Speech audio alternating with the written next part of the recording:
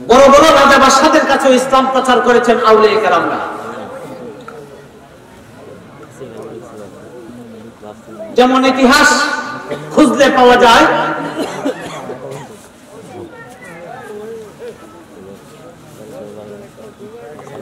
মুজাদ্দিদ আল-ফাসানি রাদিয়াল্লাহু তাআলা সম্রাট আকবরের বিরুদ্ধে যুদ্ধ করেছেন এবং সম্রাট আকবর দ্বীনে এলাহি নামে একটা ধর্ম আবিষ্কার করেছিলেন। এই ধর্মকে তিনি এই দুনিয়া থেকে উৎখাত করে আবার ইসলামকে কায়েম করেছিলেন। এই কায়েমের পথে প্রধান ব্যক্তি ছিলেন আধ্যাত্মিক সম্রাট। তরিকায়ে কাদরিয়া আলা তরিকা সর্বোচ্চ তরিকা হিসেবে স্থান পেয়েছেন এবং অলিকুলের সম্রাট হযরতে বড় পীর আব্দুল কাদের জিলানী আউলিয়াদের মধ্যে শ্রেষ্ঠত্ব লাভ করার সৌভাগ্য অর্জন করেছেন। ঠিক না ঠিক? বন্ধুগণ আমার, এই কথাটা বলতেছিলাম, ওই যে আমি প্রথমে একটা হাদিস আপনাদের শোনাইলাম, মুজাদ্দিদ আল-ফাসানি রাহমাতুল্লাহ আলাইহি বলেছেন যে এই মেরাজের রজনীতে আল্লাহ রাব্বুল আলামিন নবীজির কলবে 30,000 ইলমে বাতিন দান করেছেন। ওই 30,000 ইলমে বাতিনের ফুকাহে তাওয়াজ্জুর কারণে ইলমে শরীয়ত কিয়ামত পর্যন্ত টিকে থাকবে।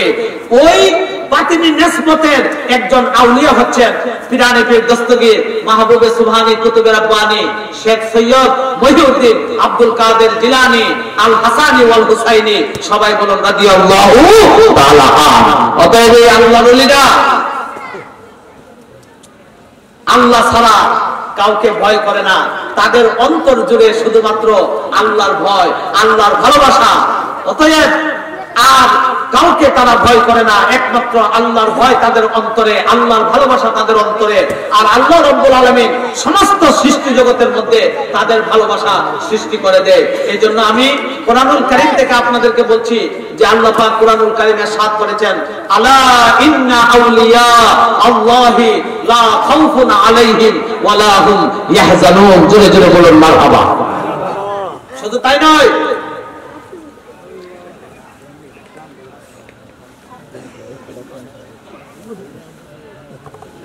বাতিনি নিসবতের দিক থেকে বড় বড় রাজা বাদশাদের কাছে ইসলাম প্রচার করেছেন আউলিয়া কেরামরা। যেমন ইতিহাস খুঁজলে পাওয়া যায়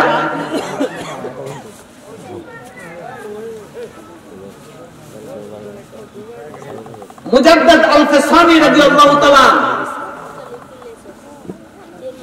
সম্রাট আকবরের বিরুদ্ধে যুদ্ধ করেছেন এবং সম্রাট আকবর দ্বীনে এলাহি নামে একটা ধর্ম আবিষ্কার করেছিলেন।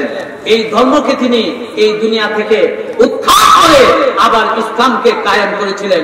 এই কায়েমের পথে প্রধান ব্যক্তি ছিলেন আধ্যাত্মিক সম্রাট